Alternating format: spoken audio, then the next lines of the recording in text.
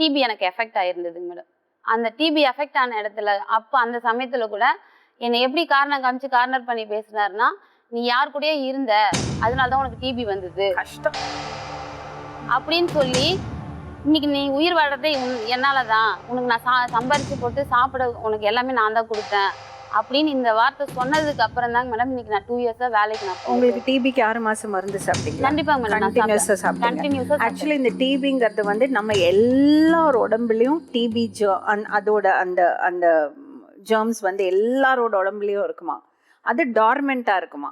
ஏதோ ஒரு சூழல்ல உடம்பு முடியாம அது ட்ரிகர் ஆகுமா.